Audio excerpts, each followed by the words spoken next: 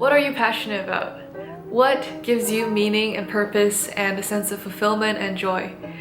Well, that's what I've always thought that we should be looking for.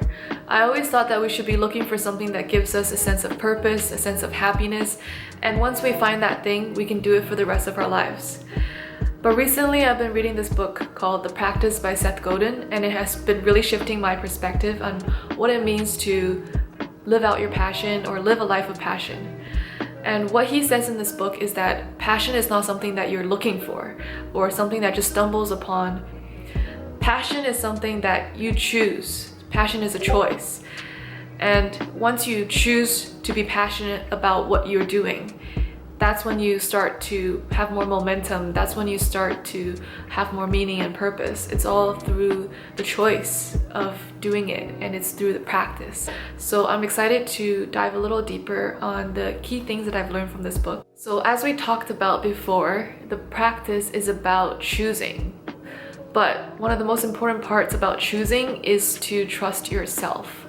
Because if you don't even trust yourself, how will you ever know that you've made the right decision?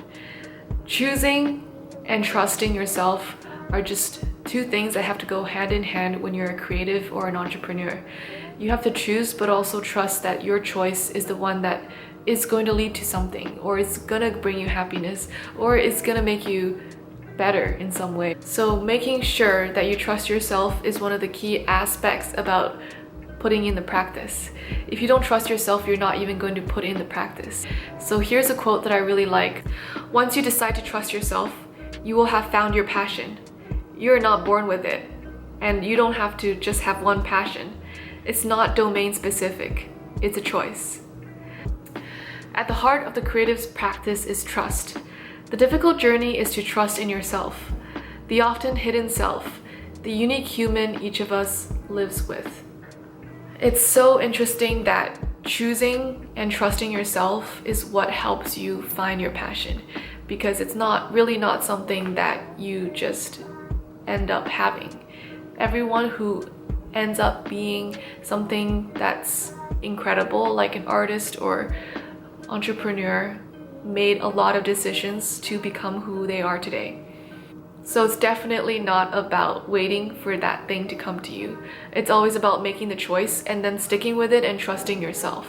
So that's actually been really inspiring to me as I start this YouTube career.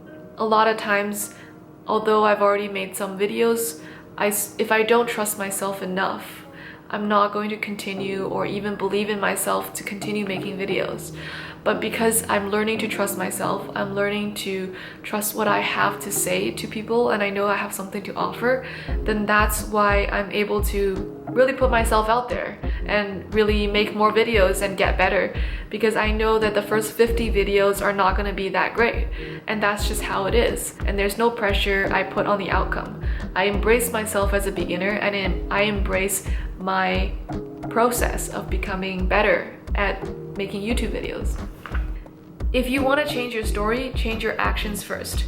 When we choose to act a certain way, our mind can't help but rework our narrative to make those actions coherent. We become what we do. I think one of the key things that's been shifting my perspective through reading this book is that we change through our actions, not through our feelings. And there's a lot of things that we might want to get done in our lives, but if we don't take the action to do it, there's nothing that will change about our story and our narrative.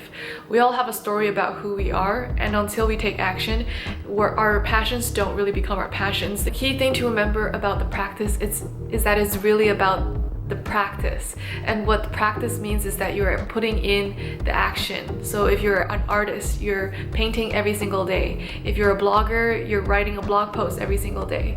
If you are a YouTuber, you create videos every single day, or you're planning videos every single day.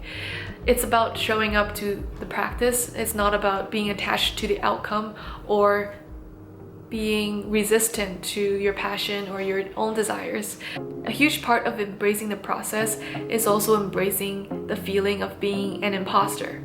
Because as you're learning, as you're becoming someone you've never been before, you're always going to be feeling like an imposter because you've never done that thing. And the first time you do anything, you're probably going to feel like an imposter.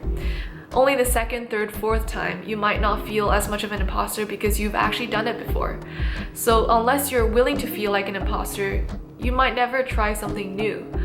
So knowing that you're gonna feel like an imposter and that it's okay, embracing that feeling and letting it be there, and knowing that that's actually meaning that you're on the verge of innovation. Because every person who's innovated something has probably felt like an imposter because they've never been that thing before, or maybe there's never even been that role before.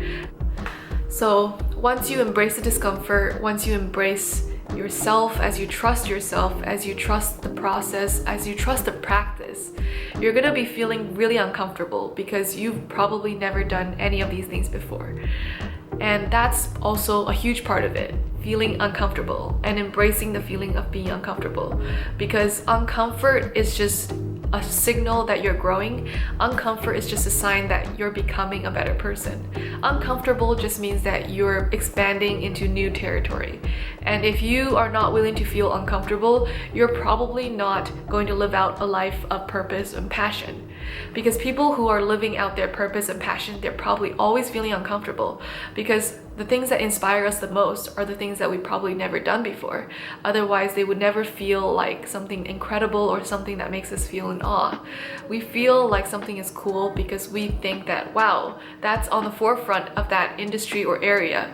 And that's why it's probably uncomfortable for the other person, except that you're not in their shoes. And as I'm speaking and making this video, I might be feeling, actually I am feeling uncomfortable to some extent as I watch myself back when I watch these YouTube videos. But that doesn't mean I'm gonna stop making YouTube videos just because I feel uncomfortable. Because uncomfort is a huge signal to me that I'm doing something new. I'm stretching myself beyond what I already knew before. So in what ways can you make yourself uncomfortable? And ask yourself and challenge yourself. Lastly, it's really, really important to remember that no one owes you anything. Sometimes it might feel like when we make something, when we put it out there and we only get 2 or 3 likes, we feel like the world owes us something because this is such a great piece of work. How come no one is noticing it? But what it really comes down to is realizing that you have everything to give and you don't have to expect anything back. The practice is about just giving and wanting to share that from a place of knowledge, from a place of generosity and curiosity. And those are really important aspects of making art. Art is about just embracing the creation process because you're passionate, you're curious, you love it. So when you just remember that the feeling of being owed to is very toxic for a creative person, because when you feel like someone owes you something, it just makes you feel like you're indebted to. And once you feel that, you probably won't be making any more pieces of work. So just keep putting work out there without feeling like anyone owes you anything is something that actually protects yourself from giving up. Because if I make this video and feel like I need 1,000 views and I don't get it, then I'm not gonna keep making YouTube videos. So I don't expect anything from this video because I'm just creating it out of my pure joy and fulfillment, and I love making videos. So I don't want to put any pressure on the outcome. And embracing the practice is about embracing the practice. That's it. It's not about embracing the outcome. It's not about embracing the likes or the admiration from anyone. The practice is about the practice, and this is the practice right now. The practice is me making this video, or it could be you writing that blog or that writing that book. Whatever it is, let yourself do it and just begin. That's where the magic happens. So if you learned something from this video, please give it a thumbs up or subscribe. I'll be posting more videos like this in the future to help you become a better version of yourself and to help you create more magic and bring more magic into the world. And with that, I hope you have a great week. I'll see you next week.